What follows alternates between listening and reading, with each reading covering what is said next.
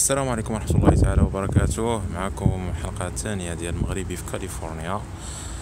احنا الآن كنتواجدوا في واحد في الجنوب ديال أمريكا، ديال كاليفورنيا، ولاية كاليفورنيا، وبالضبط الحدود مع المكسيك اللي موجود فقط على بضع أمتار منا. هادو هما الحدود اللي كتشوفوا، هاد البارير هادي هما الحدود، وهنايا كنشوفوا المكسيك غير هنايا. الحاجه الثانيه اللي بغيت نوريكم هما هاد المحلات كيتسموا اوتليتس.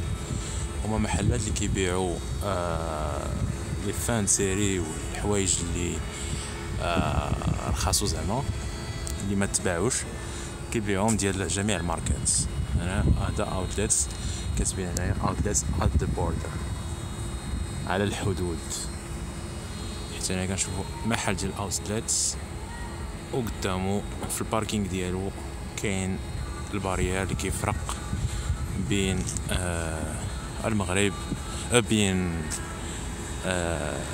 امريكا والمكسيك.